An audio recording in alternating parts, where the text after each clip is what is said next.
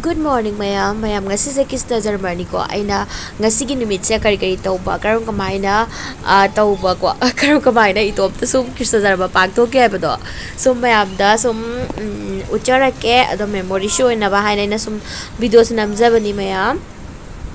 Noalaga wairam habadi wise jam khonjan na lore ko adu matungda balcony da la agi lay pambi ama ma lo puno mag ising phajana chai bire sigi zegi balcony ni mayam sida sumaina sum thaja ba ko aise plant thaba kai kak se yam pamji ba ko aduna sangba matam da is yam thaba ko yam pam mani na sum thai ai tare yende man pambi ma so hori ko sta duga haina pambi ani hum so hori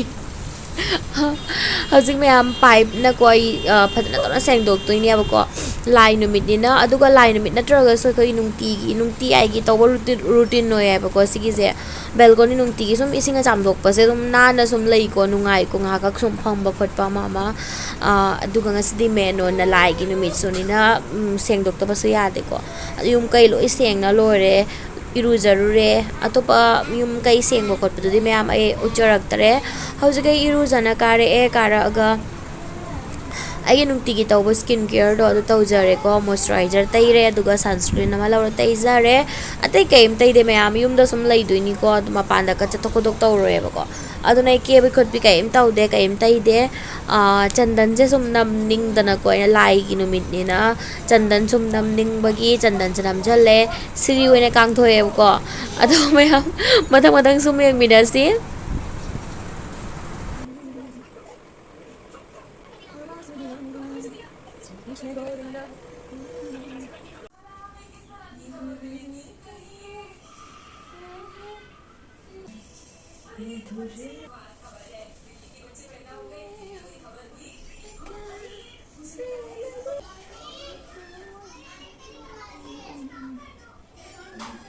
Hauzik mayam lai khurambagi damakta langjare ko dress hajale lai khurambagi aduga mandir se hana ahan bada fajana sengdok pirani aduga isingna sum khar sum chamdok ko dong to birani ko ngasi di puja no medina ko aduga mayam hairuk kat kadaba sing do ko prasad kat kadaba sing do loina sida sum chamdok jare aduga plate amada smaina hapaga pure ko aduga hojik sei lei hek to ni na sai ta seng dok ki bani na sit na na lei re ko smai sum nan lei basi nungai ko mayam nga kak sum phang bo khot pa mama aduna gi nunga lak pagi routine sum oye smai seng dok pa se do hojik lei sing do hega lai da kal ani mayam lei tha bagi kana ba ko lai da kat pa khot pa mama nungai ko aduga yeng ko ta sunungai aduga lei pambi tha ba se koi gi environment koi gi hakchang gi damak to se amna kanai maramaduna pambi thabi ko hojik lai da kat pagi damak ta heruk shem jarani la do lei ta bani na lei machet sorry lei mana ko lei mana ma he lei mana ma makha da thabi re aduga mayam aise am khang ba khot pa ma di jam di khang de ko do sum icham jam na sum lai dum khram jabani ko mayam asoi ba kya ya or magas mayam ngak pi gani la foi je mayam aina sigi se thodat le ba ko maram di ko sige di koi gi la foi se akoi du di chang thok pa gi da main ta na yoli da na ko chang thok pa se ka nei da na ko lai da ado study da mai na yon de ba ko katala lo yo le ba ko la fang wena fang da ba maramadu na ina masing thiraga sum hape ba ko ahum na trama nga na tra taret sum ka dei da ko lai da di ko aduga sum to pa sum ka ning ba fruit kara sum hape aduga daksna hap challe aduga sta sum khoramani mathakta hojik lai sing ju loi na ina ising na ko rumal ma chathok laga loi parong phajana sengdo ga dei thok tok na tawre aduga lai nung ama makat lani aduga lai khoramani mayam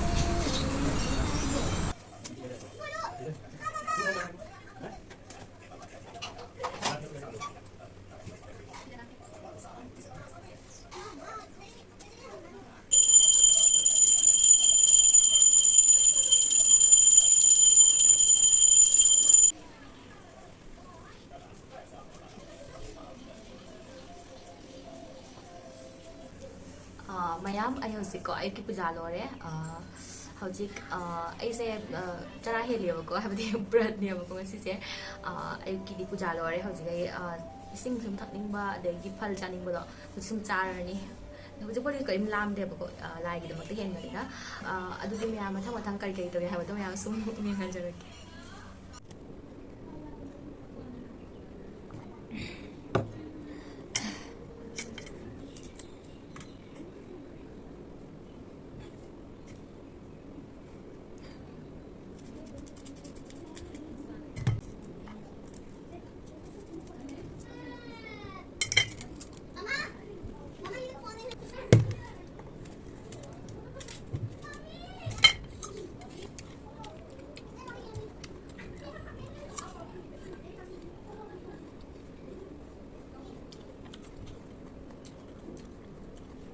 ꯍꯧꯖꯤꯛꯁꯦ ꯃꯌꯥꯝ ꯕꯥꯔꯣꯒꯤ ꯑꯃꯨꯛ ꯆꯥꯛ ꯊꯣꯡꯕꯒꯤꯗꯃꯛꯇ ꯆꯥꯛꯈꯨꯝꯗ ꯆꯪꯉꯛꯑꯦ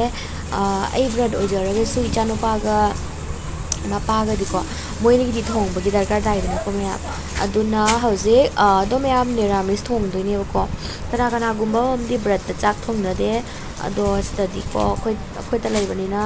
ꯌꯨꯝꯗ ꯂꯩꯕ ꯑꯣꯏꯔꯒꯗꯤ ꯑꯃ ꯁꯨꯝ ꯊꯣꯡꯉꯤꯗꯅꯀꯣ ꯑꯗꯣ ꯁꯤꯗꯗꯤ ꯑꯩꯈꯣꯏꯗ ꯂꯩꯕꯅꯤꯅ ꯊꯣꯡꯗꯕ ꯌꯥꯗꯦ ꯑꯗꯨꯅ ꯊꯣꯡꯉꯅꯤ ꯑꯗꯣ ꯇꯧꯕꯩꯗꯤ ꯅꯤꯔꯥꯃꯤꯁ ꯊꯣꯡꯕꯅꯤꯅ ꯀꯩꯝ ꯀꯥꯏꯗꯕ꯭ꯔꯥ ꯍꯥꯏꯅ ꯈꯜꯂꯤ ꯍꯧꯖꯤꯛ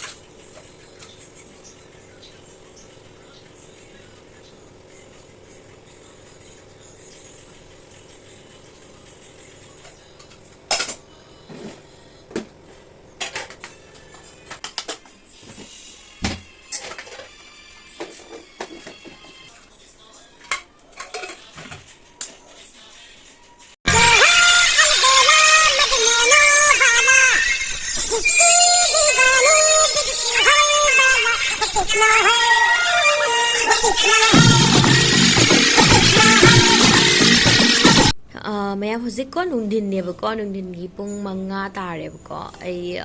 ꯉꯁꯥꯏꯗꯩ ꯐ꯭ꯔꯨꯠ ꯆꯥꯈꯤꯕꯗꯣ ꯑꯗꯨ ꯀꯩꯝ ꯆꯥꯗ꯭ꯔꯤ ꯁꯤꯒꯤꯁꯦ ꯍꯧꯖꯤꯛ ꯂꯐꯣꯏ ꯑꯃꯒꯀꯣ ꯑꯗꯒꯤ ꯁꯤꯒꯤꯁꯦ ꯀꯔꯤ ꯀꯧꯒꯦ ꯁꯥꯕꯨꯗꯅꯥ ꯀꯧꯋꯦꯕꯀꯣ ꯁꯥꯕꯨꯗꯅꯥꯁꯦ ꯁꯤꯒ ꯂꯐꯣꯏꯒꯀꯣ ꯁꯤꯒ ꯁꯪꯒꯣꯝ ꯑꯂꯣꯟꯕ ꯍꯥꯞꯄ ꯌꯥꯗꯦꯀꯣ ꯁꯪꯒꯣꯝ ꯑꯍꯤꯡꯕꯗꯤ ꯍꯥꯞꯄꯒ ꯁꯨꯝ ꯆꯥꯕ ꯌꯥꯏ ꯁꯤꯃꯨꯛ ꯆꯥꯔꯦ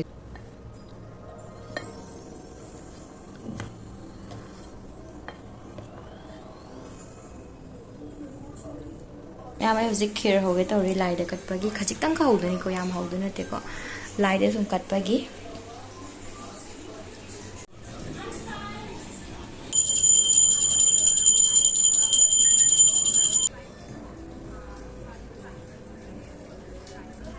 ꯃꯌꯥꯝ ꯍꯧꯖꯤꯛꯀꯣ ꯄꯨꯡ 10:35 ꯇꯥꯔꯦꯕꯀꯣ ꯑꯗꯣ ꯅꯣꯡ ꯅꯨꯡꯁꯤꯠ ꯀꯟꯅ ꯇꯧꯗꯣꯔꯤꯁꯤꯒ ꯃꯌꯥꯝꯁꯤꯗ ꯅꯣꯡ ꯅꯨꯡꯁꯤꯠ ꯀꯟꯅ ꯇꯧꯗꯣꯔꯤ ꯌꯦꯡꯉꯣ ꯑꯗꯨꯒ ꯃꯌꯥꯝ ꯊꯥ ꯊꯣꯛꯄꯗ ꯃꯇꯝ ꯐꯖꯅ ꯆꯪꯗꯣꯔꯤ ꯅꯣꯡ ꯆꯨꯕꯅꯤꯅꯀꯣ ꯑꯗꯣ ꯑꯃꯁꯨꯅꯤ ꯃꯌꯥꯝ ꯖꯟꯃꯥꯁꯇꯃꯤꯁꯦ ꯑꯩꯈꯣꯏꯒꯤ ꯅꯣꯡꯗꯤ ꯑꯗꯨꯝ ꯆꯨꯒꯟꯕꯅꯦꯕꯀꯣ ꯌꯦꯡꯉꯣ ꯃꯌꯥꯝ ꯁꯤꯗ ꯅꯣꯡ ꯆꯨꯕ ꯍꯧꯔꯦ ꯏꯃꯝ ꯃꯝꯃꯦ ꯀꯩꯝ ꯎꯗ꯭ꯔꯦ ꯌꯦꯡꯉꯣ ꯃꯌꯥꯝ ꯈꯥꯛꯏ ꯅꯣꯡ ꯌꯦꯡꯉꯣ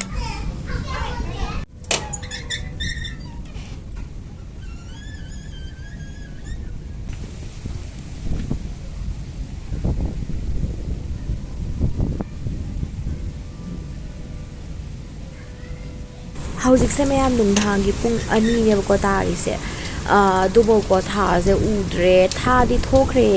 ꯀꯩꯅꯣ ꯇꯧꯔꯦ ꯃꯌꯥꯝ ꯋꯦꯗꯔꯗ ꯊꯥꯗꯤ ꯊꯣꯛꯈ꯭ꯔꯦ ꯍꯥꯏꯌꯦ ꯑꯗꯣ ꯎꯗꯤ ꯎꯗ꯭ꯔꯦ ꯑꯩꯅ ꯎꯗꯕꯅꯤꯅ ꯅꯨꯡꯉꯥꯏꯇ꯭ꯔꯦꯕ ꯑꯩꯈꯣꯏꯒꯤ ꯕ꯭ꯔꯠ ꯂꯧꯊꯣꯛꯇꯣꯏꯁꯦꯀꯣ ꯕ꯭ꯔꯠ ꯊꯨꯒꯥꯏꯗꯣꯏꯁꯦ ꯅꯨꯡꯉꯥꯏꯇ꯭ꯔꯦ ꯑꯗꯨꯅ ꯁꯨꯝ ꯉꯥꯏꯕ ꯑꯩꯅ ꯄꯨꯡ 2 ꯇꯥꯔꯦ ꯑꯗꯨꯐꯥꯎ ꯎꯗꯦ ꯊꯥꯁꯦ ꯑꯃꯐꯥꯎ ꯃꯔꯝꯗꯤ ꯅꯣꯡꯁꯦ ꯌꯦꯡꯉꯣ ꯃꯌꯥꯝ ꯁꯨꯝ ꯈꯥꯛꯄ ꯆꯨꯕ ꯇꯧ ꯂꯩꯕꯅꯤꯅꯀꯣ ꯑꯗꯣ ꯄꯨꯡ 2 ꯇꯥꯔꯕꯅꯤꯅ ꯑꯩꯁꯨ ꯀꯣ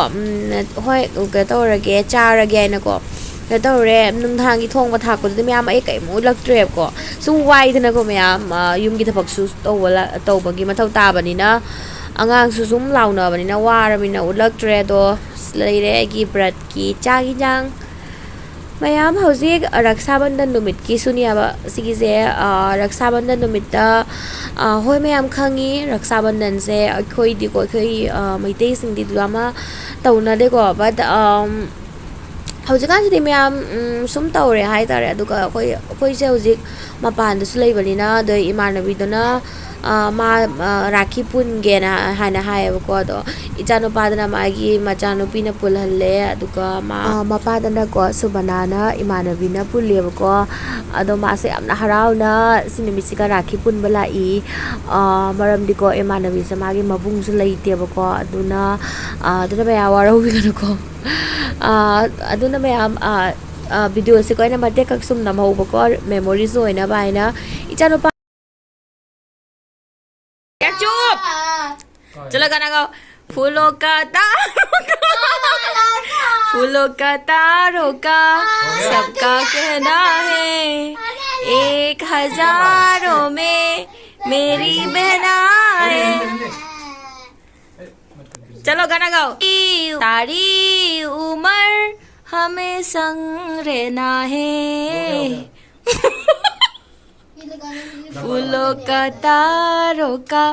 सबका कहना है इधर से पढ़ दे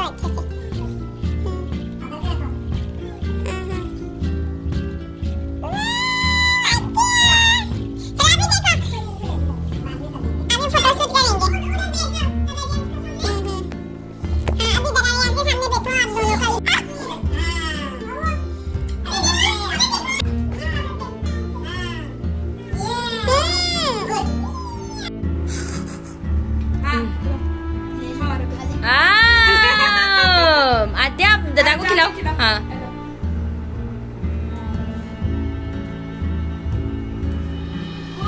ओह हैप्पी रक्षाबंधन क्लिपिंग करो आद्या अभी भी ऐसे करना ठीक है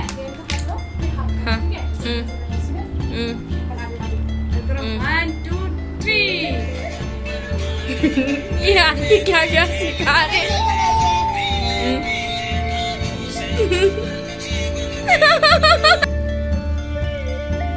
मैम हजे पोहा होगे तौरेबको बला होइद सुटी थोएबको मैम हजे लाए मोगी ब्रेकफास्ट अना सेमीगे मगोंदा सरप्राइज तौगे पोहा पुरगा Siga mayam hawgata bada changada bado jambak neba mayam sigi se chamdong thame aduga tilhau kari patta tomato sing machet ama mana nungsinaba moro tekpa dei mungfali hawrage ko hoji hawrasi hoji khang thangale mayam aigi poha do ready hoire sida laire cha laire poha tadi chatlu rasi moja thilu rasi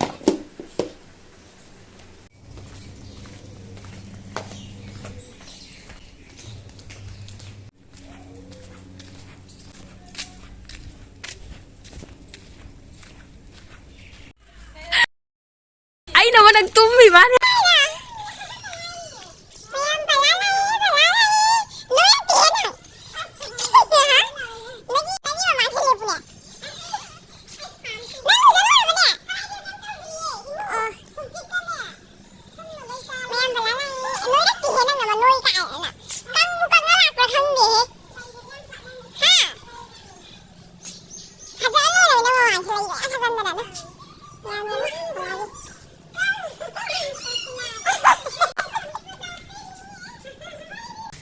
ये देखो ये आहाना हाय तो अबे माँ wow ma'am बलाना फी पुरे होरेन set लगा होरेन जी फजइये हमना हाँ हाँ फजइये ब्लाउज तो माइनस लिपा यार को टॉप तो माइनस से जो हांग ये किधर बला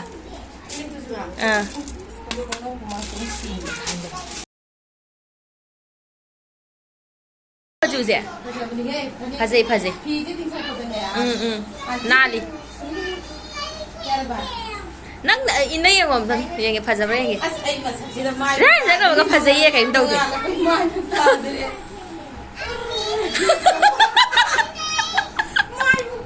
कोना फजना सेट लगा कोना ताई रे कोना उपसलो येंगे अब तक कजेक ने उपसलो येंगे फजिए फारे नंग से पढ़ाई से स्कूल की वाओ फजी है से ऊपर का जगह छाड़ नहीं को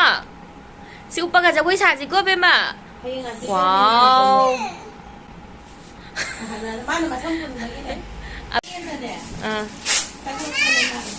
Mayam Manipur की potchei mayam ni am nusi